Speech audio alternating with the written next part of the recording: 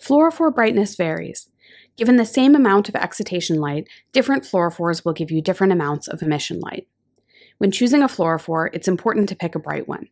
Fluorescence microscopy is all about maximizing the emission light we collect, and the brighter the fluorophore, the more emission light we have to work with. There are two parameters that govern how bright a fluorophore is. We'll go through each parameter in detail, but let's start with some definitions. Extinction coefficient is a fluorophore's capacity to absorb light at a specific wavelength. Quantum yield is the ratio of photons emitted to photons absorbed.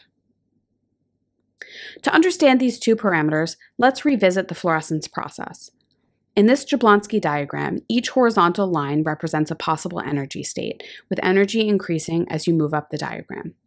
In this example, the fluorophore absorbs a blue photon.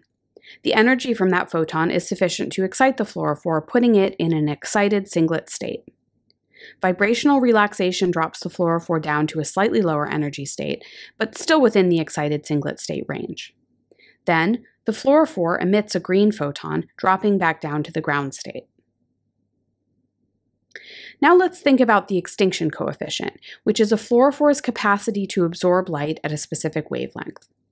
In the previous diagram, we showed a single blue photon getting absorbed.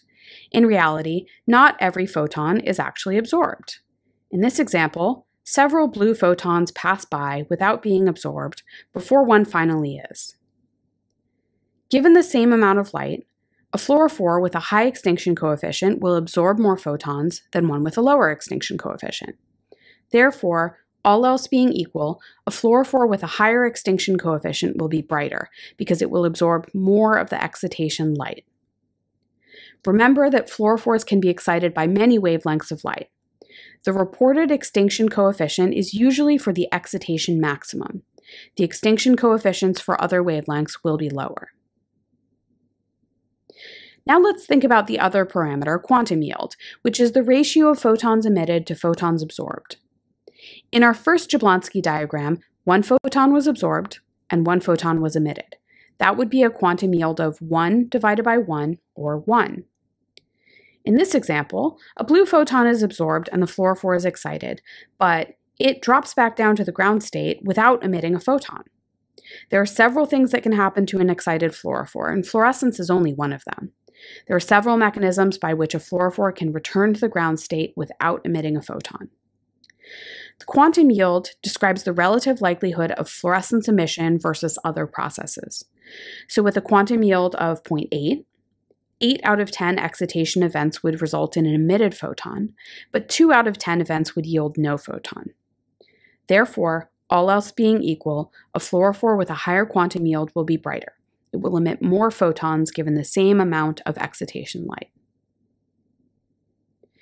Brightness is often reported as extinction coefficient multiplied by quantum yield.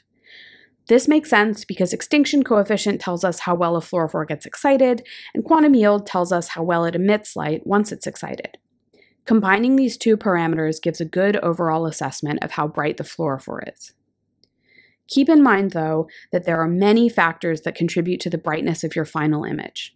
Your light source, your filter sets, how well they match your fluorophore, your detector, etc. Picking a fluorophore with a high brightness value doesn't guarantee you a bright image, but it will certainly make your life easier.